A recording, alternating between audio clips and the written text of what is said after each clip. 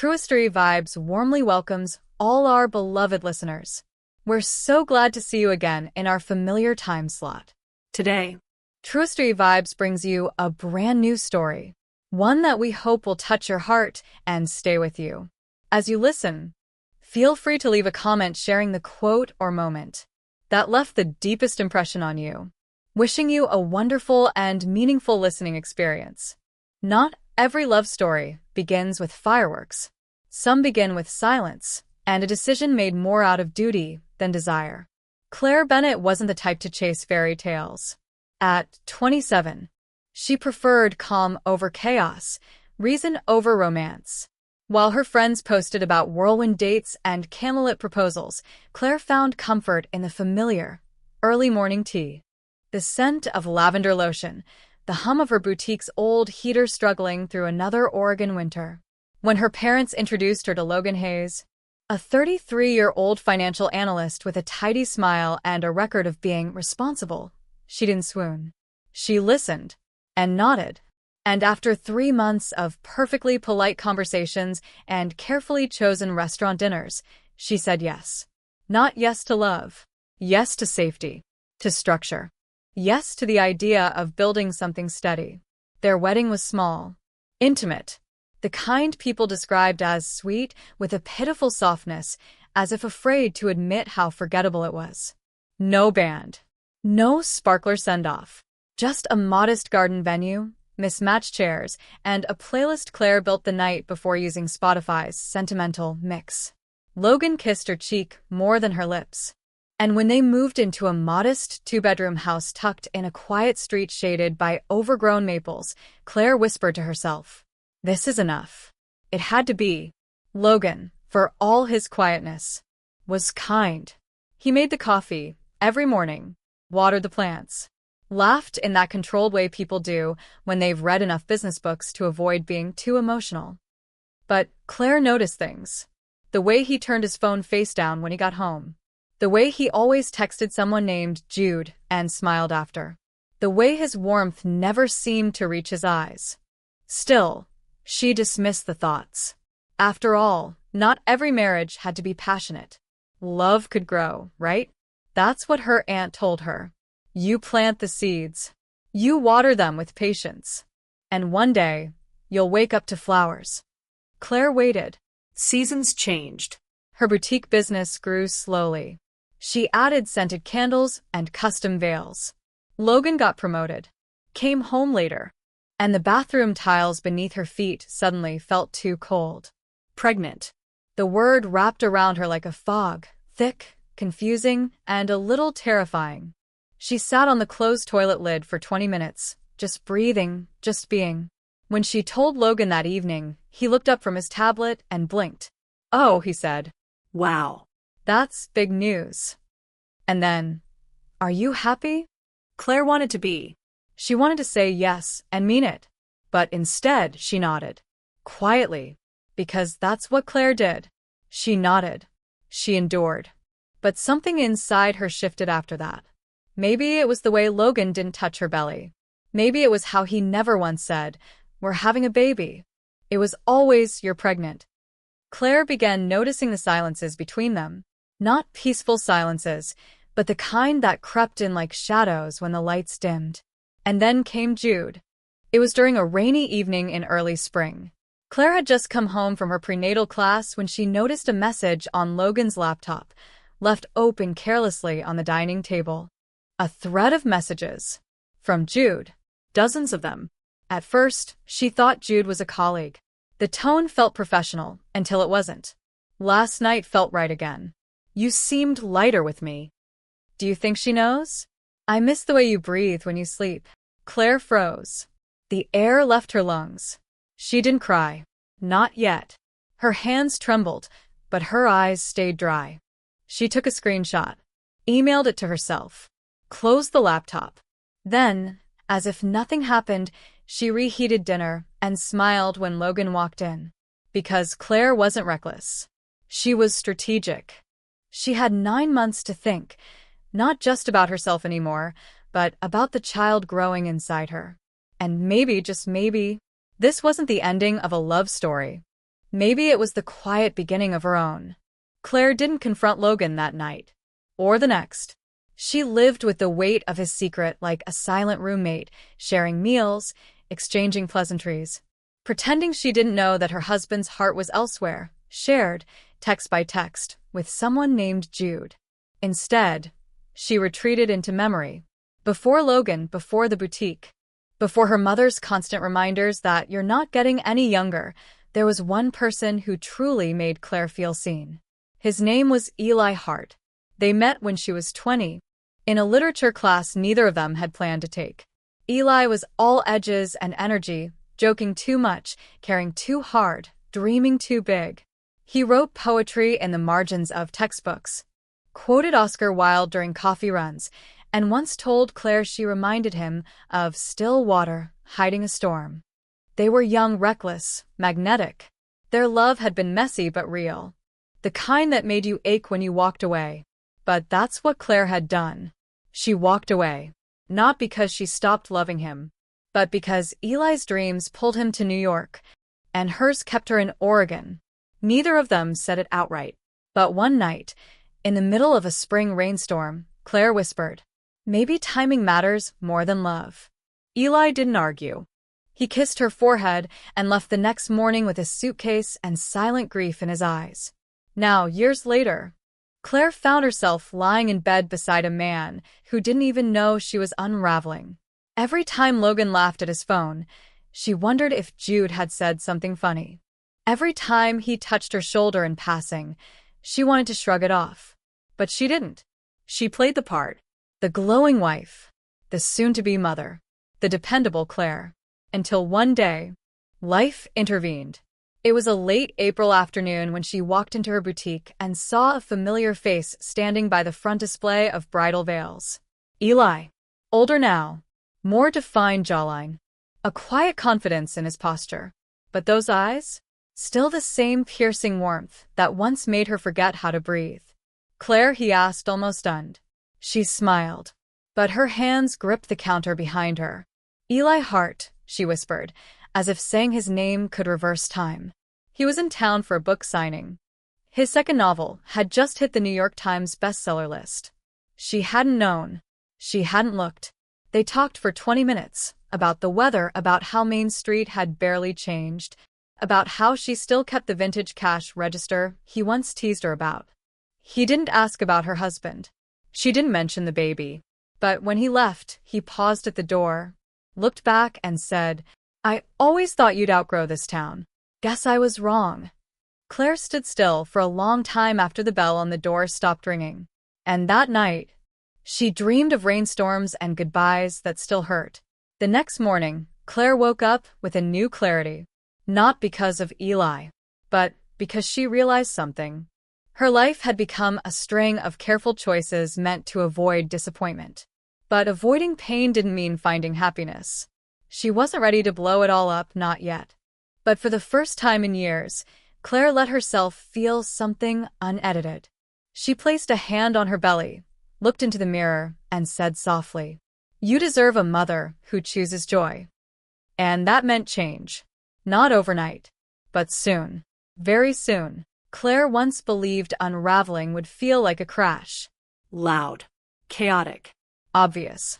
But in reality, it felt more like a thread slowly tugged loose, silent, subtle, until suddenly, everything fell apart. She started noticing the little things first. The way Logan's phone never left his side anymore. The muted notifications. The conversations he stepped outside to take, even when it was raining. He wasn't cruel. He still brought her tea in the morning, still asked how the boutique was doing. But his eyes never fully met hers. And when he held her, it felt like habit, not hunger. Claire didn't confront him. Not yet. Instead, she turned inward. The boutique became her haven. She stayed later, organized veils that didn't need sorting, offered too much advice to hesitant brides who just wanted to say yes to a dress and leave. But being around love, even performative, Pinterest board love, kept her grounded. Until one afternoon, she found herself staring at a bride clutching a lace gown and realized she envied the girl. Not for the dress, not even for the wedding, but for the certainty in her eyes. That glow of someone who believes they are chosen. Claire couldn't remember the last time she felt that. That evening, Logan came home late. He kissed her on the cheek absently, muttered something about a work dinner, and disappeared into the bathroom. Claire followed a quiet instinct and reached for his coat. Inside the pocket, a crumpled receipt. Dinner for two. An upscale bistro in town. Last night. Her breath caught in her chest. She didn't cry. She didn't scream. Instead, she folded the receipt neatly, slid it into the drawer beside her prenatal vitamins, and went to bed without a word. The next morning, she asked Logan, "Do you love me?" He looked up from his eggs, fork halfway to his mouth. "Of course," he replied, like it was a reflex. A script. Claire nodded. But inside, something fractured. Because of course wasn't enough. Not anymore. Days passed. Then weeks. Logan grew more distant. Claire grew more silent. And in that silence, she began listening to herself. Her real self, the one she buried beneath shoulds and maybes and don't make waves. She journaled again. She walked without her phone. She started therapy. Not for the marriage. For herself. Because somewhere between the vows and the lies, she had stopped being Claire. And she wanted her back. One Tuesday, Eli texted, "In town for one more day. Coffee." She stared at the message for an hour, then replied, "Yes." 3 p.m., the old bookstore. They met like old friends who remembered too much. Eli didn't ask about Logan. Claire didn't mention the baby. But there was a softness between them, a space where truth could breathe. As she got up to leave, Eli reached for her hand. "You okay?" he asked, not out of pity, but genuine care. Claire looked at him, this ghost from her past who still somehow saw her, and said, "I'm getting there." And for the first time in months, she believed it. That night, Logan was home early. Claire walked in, her keys still in hand, and said it plainly. "I know about Jude." Logan froze. The color drained from his face. There was no denial. No gashliktin. Just defeat. "I never meant for it to happen," he whispered. Claire didn't yell. Didn't throw things. She just stood there, still as stone, and said the words that had been sitting beneath her ribs like bricks. "I'm carrying your child. And I don't trust you anymore." He begged. Tried to explain. Said it was a mistake. Said it didn't mean anything. But that's the thing about betrayal. It's never just about what was done. It's about what it undid. Claire listened. But her heart had already made a decision. She didn't want to stay married to a man who saw her as background. She didn't want her child growing up watching a love that tolerated instead of treasured. So she said it, softly but clearly. "I need space. For me. For the baby." Logan cried. Claire didn't. That night, she moved into the guest room. Packed a small bag. Called her sister in Portland. And just like that, the unraveling became the beginning of something else. Not freedom. Not yet. But the first breath after drowning. Claire didn't run away. She relocated. There was a difference, one she repeated to herself as she crossed the state line and watched the city shrink in her rearview mirror. She wasn't escaping. She was choosing peace. Portland wasn't unfamiliar, but it felt foreign now. Not because of the skyline or the coffee shops or the endless drizzle, but because she was different. Her sister, Erin, opened the door with a tight hug and no questions. Erin always knew when words weren't needed. Claire moved into the upstairs room, the one that used to hold storage boxes and a deflated exercise ball. Now it was hers. A twin bed, a small desk, a window that caught the morning light just right. She didn't call it a restart. She called it a reset. Each day became an act of rebuilding. She woke early, went on long walks, ate full meals, talked to her baby out loud, even though they were still just a heartbeat and a curve. "I don't know what kind of world I'm giving you yet," she whispered one morning, hand on her stomach. "But I promise, it'll be one with truth." The boutique ran fine without her, a testament to the system she'd built. But stepping away wasn't easy. She missed the silk, the brides, the sparkle. But most of all, she missed the sense of knowing. For years, that store had been her identity. Now, she was in a quiet room with no gowns, no plans, no Logan. Just silence. And slowly, the silence became a sanctuary. One evening, Erin handed Claire a stack of old sketchbooks. "You used to draw like you were breathing," she said. "Maybe it's time you started again." Claire laughed. "What would I even draw?" "Start with the mess," Erin said. "Then draw what you want the mess to become." So she did. That night, Claire sat cross-legged on the floor and sketched a small figure on a cliff. Hair wild, wind loud, but eyes steady. Underneath, she wrote. She didn't fall. She climbed. Therapy continued. Slow work, messy work, but real. She talked about the marriage, the miscarriage from years before that neither of them had processed, the affair, the fear that she wasn't enough, or worse, too much. And one day, her therapist asked, "What do you want, Claire? Just for you?" She paused. No one had asked her that in a long time. "I want a home," she said finally. "But not just walls. A life that feels like mine." 2 weeks later, she found a listing. A small craftsman house on the east side. 1 bedroom, creaky floors, a garden with more weeds than roses. She went to see it alone. The agent, a soft-spoken man with kind eyes, handed her the keys. "Take your time," he said. "Walk through it like you already live here." Claire did. She touched the walls, opened every window, imagined where the crib might go, where her sketches would hang, where she'd dance barefoot in the kitchen to Otis Redding on Sunday mornings. When she stepped outside, she looked at the agent and said, "I'll take it." Buying the house was messy. So was telling Logan.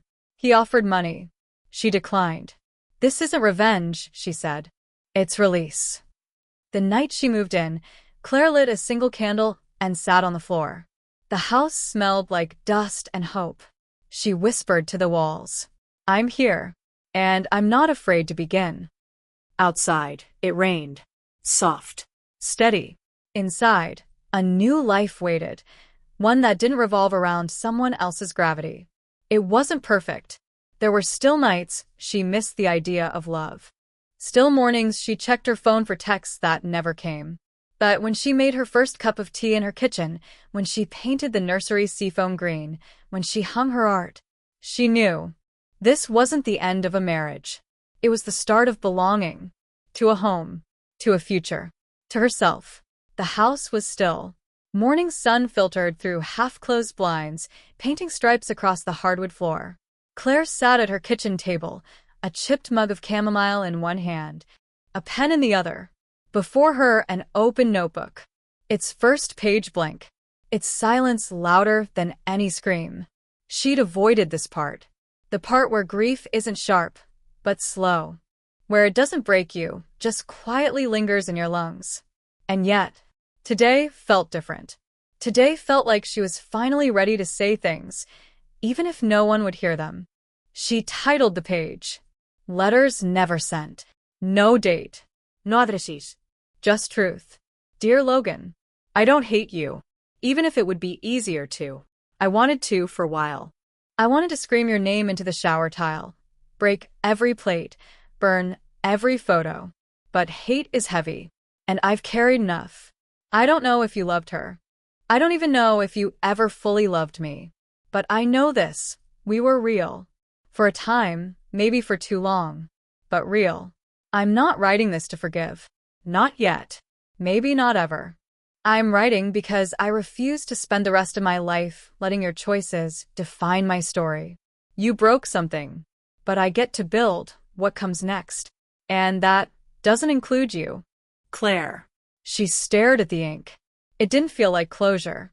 But it felt like breath. So she kept writing. To the woman who took what wasn't hers. "No, that's not fair. He was never mine to give. We both knew it was breaking long before you walked in. Still, you knew. And you said yes anyway. That part stays with me. But I won't waste another word on you. Not because you don't deserve them, but because I deserve peace. You can have the history. I'm busy building the future. See. She paused. Hands trembling. Not from anger, but from the weight of what had gone unsaid for so long. One more. To the baby I lost before I met you. I think of you more than I say. A ripple I never held.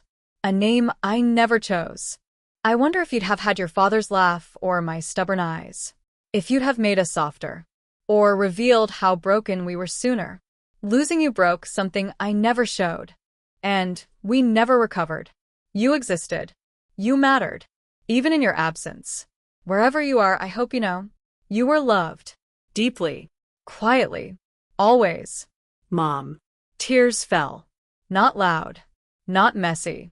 Just honest. She closed the notebook. Placed it on the shelf between a cookbook she never used and a framed photo of her and Aaron from childhood.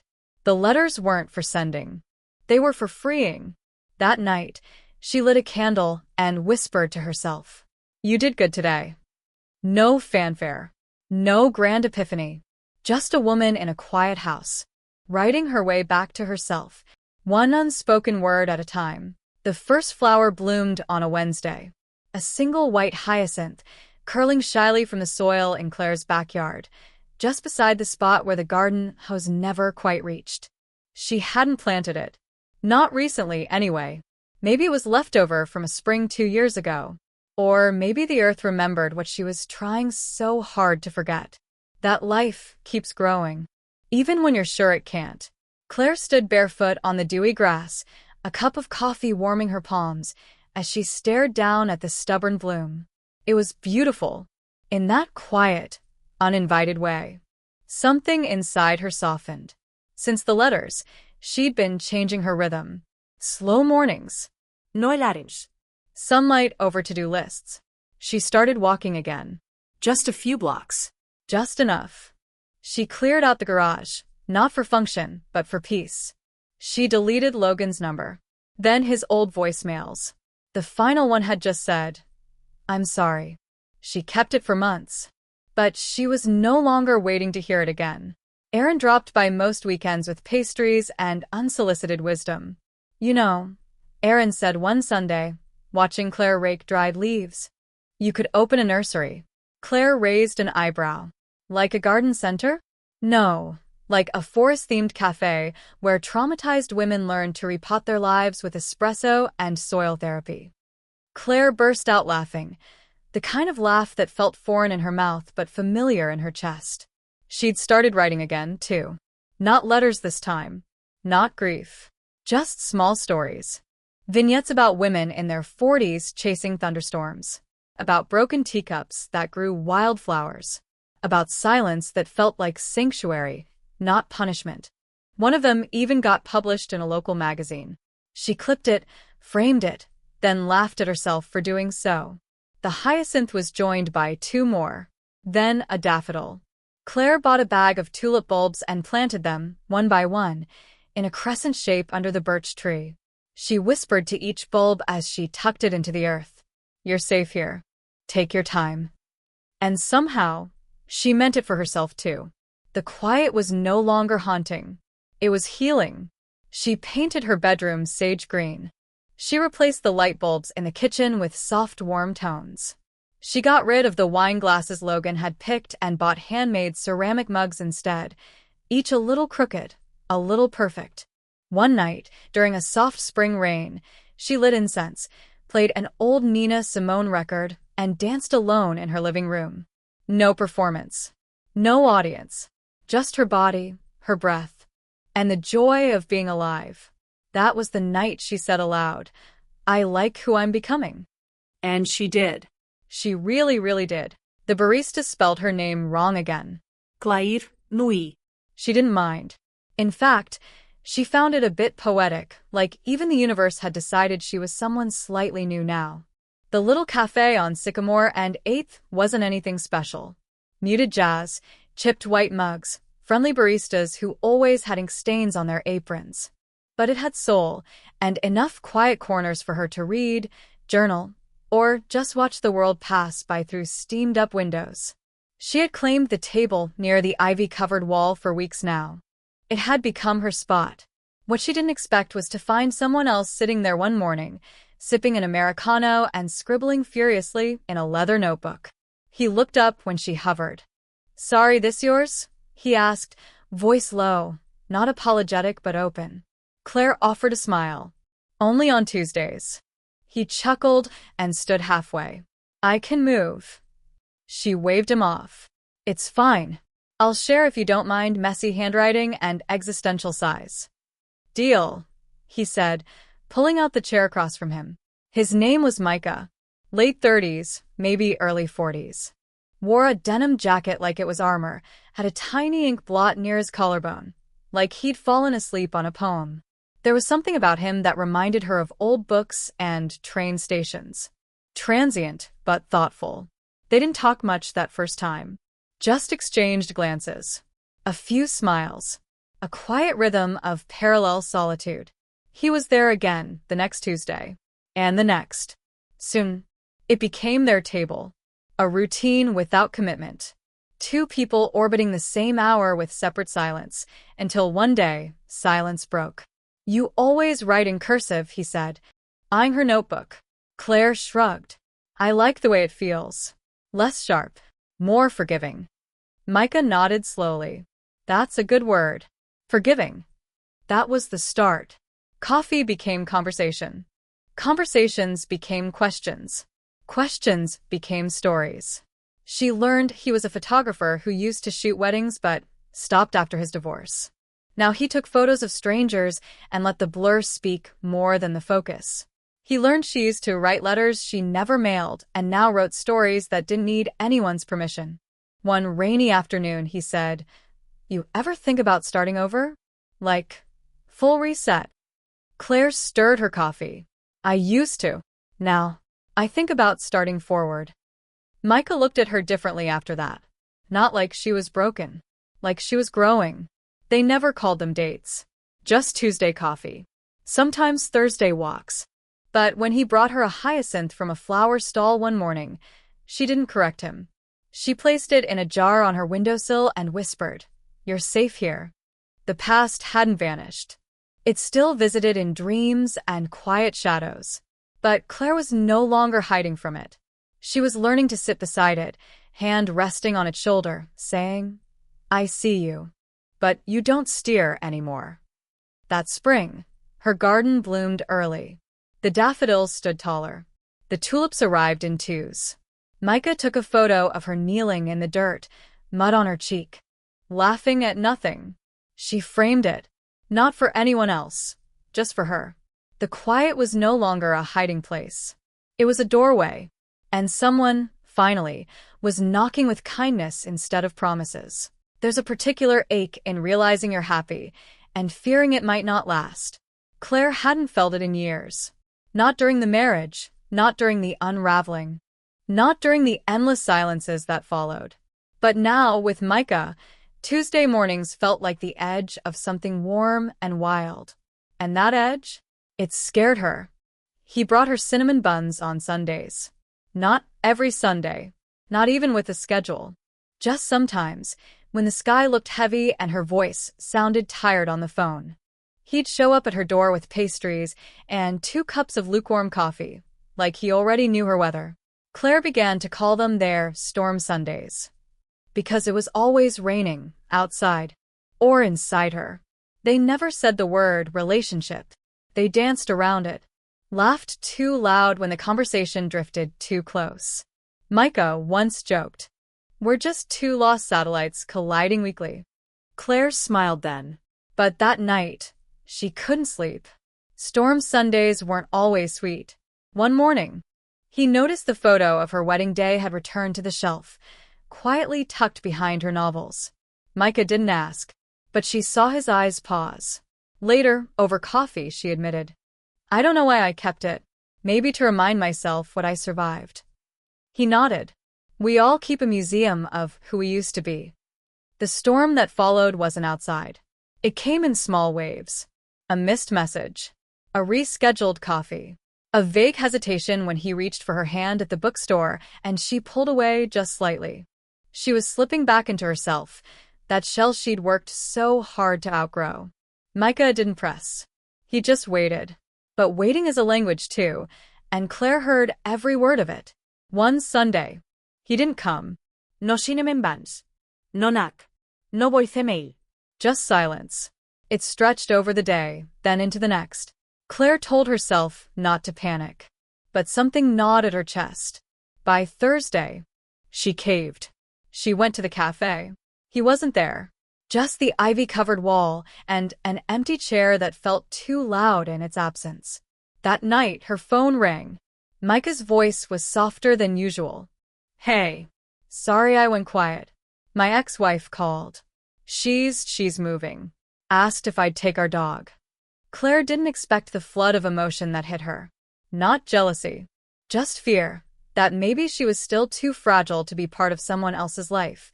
Someone else's past. Are you going to? She asked. There was a pause. I think I need to, he said. He was ours. But more mine now. Claire understood. She had her own ghosts to feed too. They didn't meet that week. The next Sunday passed with sun instead of rain. And Claire stood in her garden, wondering if that storm had cleared or just drifted elsewhere. But then Tuesday came. And he was there. No cinnamon buns.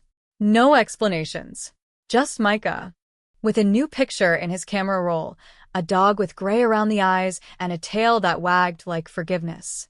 Claire looked at the photo and smiled. They didn't need to say it. Some storms don't break you. They soften you.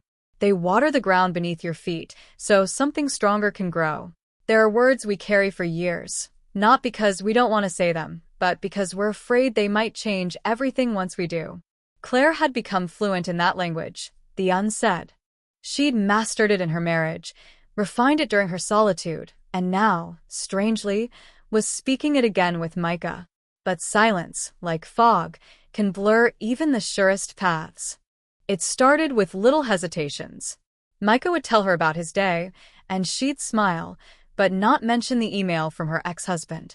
He'd mention his dog was adjusting, but never talked about how that stirred his memories of the family he lost.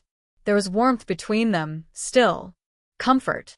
But there were also cracks beginning to show in the quiet.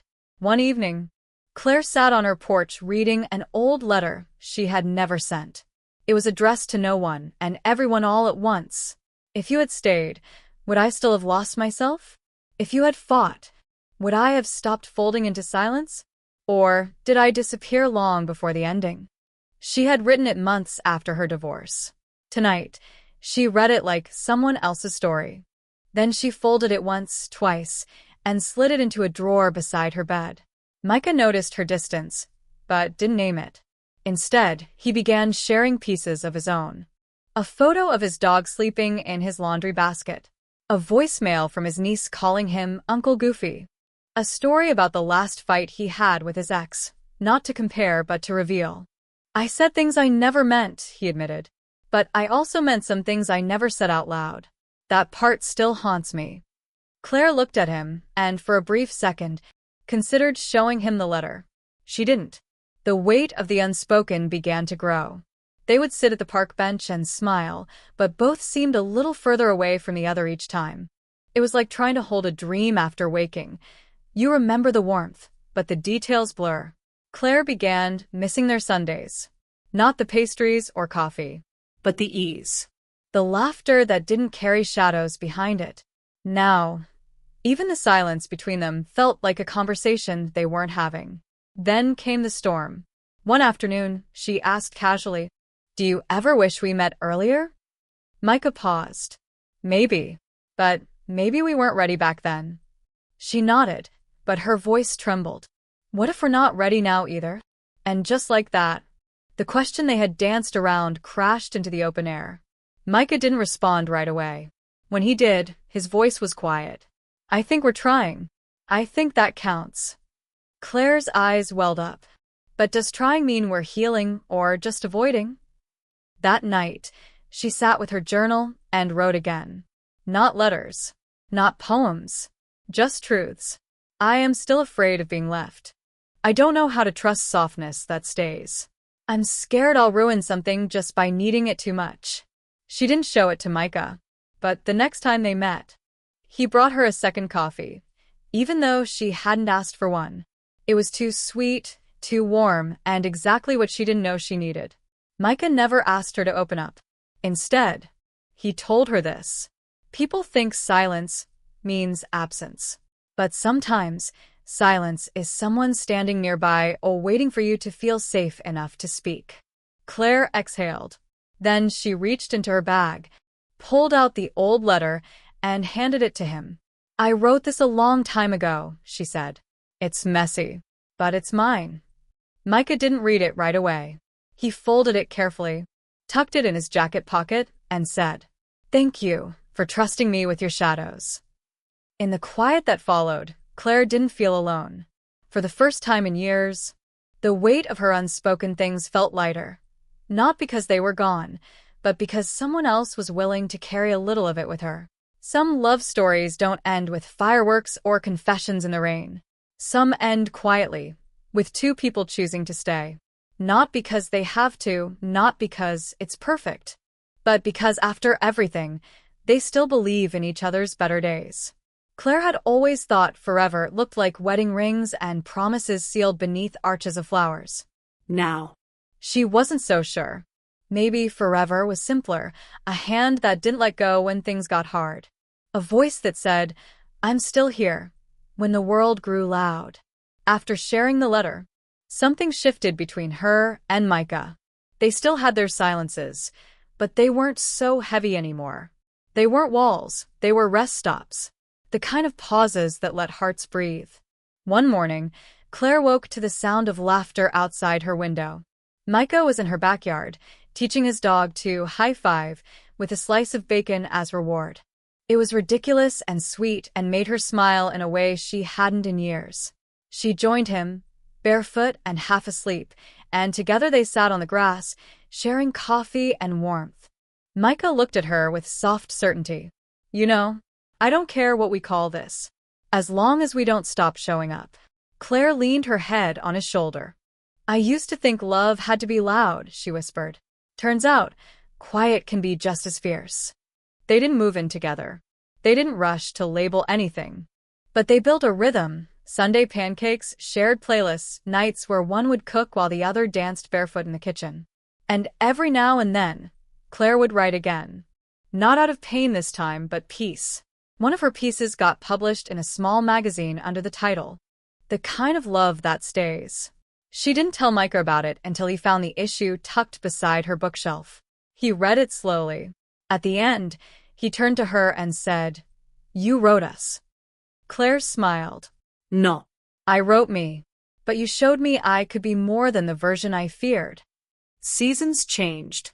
Winters grew softer. Springs more colorful. The garden behind her house began to bloom again, not just with flowers, but with laughter, shared meals, silly conversations, and moments that didn't need saving. One evening, they stood by the old park bench where they first met. Micah turned to her, holding out a small charm. Not a ring, not a necklace. Just a tiny silver compass. No pressure, he said. But if we ever get lost again, I figured we could find our way back. Claire took it gently. Back to where? He grinned. To the part where we never gave up. They kissed then. Not a first kiss. Not even the most passionate. But the kind of kiss that says, I've seen your broken parts, and I'm still here. I've watched you rebuild, and I want to build beside you. And maybe that was a new kind of always. Not the promise of forever in grand gestures, but in tiny choices, daily tenderness, and two people who dared to believe in healing together. And that brings us to the end of today's story on Truistery Vibes. Don't forget to leave a comment with a quote or moment that touched you the most. Your words give our team the motivation to keep creating more heartfelt stories. Thank you for listening, and we'll see you again soon.